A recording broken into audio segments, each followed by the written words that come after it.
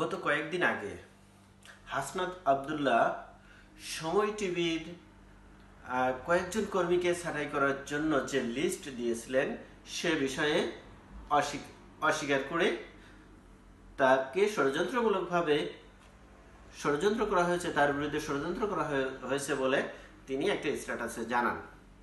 এর আগে ফরাসি সংবাদ মাধ্যম এএফপি, বিবিসি সহ বিভিন্ন গণমাধ্যমে তার এই বিষয়টি উঠে আসে। এখন হাসনাত আব্দুল্লাহ বলেন, তার স্ট্যাটাসে বলেন যে এই বিষয়টি তার বিরুদ্ধে গভীর ষড়যন্ত্রের একটা অংশ হিসাবে বলে তিনি জানান এবং বলেন যে উক্ত ব্যক্তি যাদেরকে চাকরি থেকে বহিষ্কার করা হয়েছে তাদেরকে পুনর্বহালের আবেদন জানান। এর আগে ডয়েচভেলের খালেদ মহিউদ্দিন, যিনি এখন আমেরিকায় আছেন,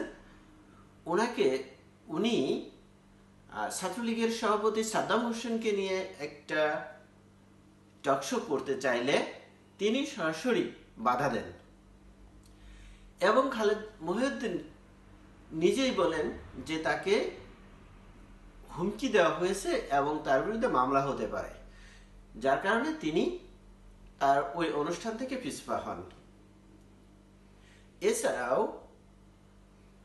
সাবেক প্রাইম মিনিস্টার জননেত্রী শেখ হাসিনার ক্রিটিসিজমমূলক বা কিছু বক্তব্যকে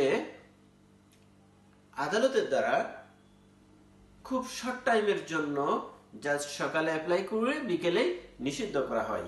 নিষিদ্ধ করার পরে ঠিক ইনডাইরেক্টলি সমস্ত মিডিয়াকে জানিয়ে দেওয়া হয় যে তার কোনো বক্তব্য টেলিভিশনে প্রচার করা হবে না এবং তারপর থেকে এখন পর্যন্ত কোনো বক্তব্য আমাদের সাবেক প্রাইম মিনিস্টার জননেত্রী শেখ হাসিনার কোনো বক্তব্য প্রচার করা হয় না।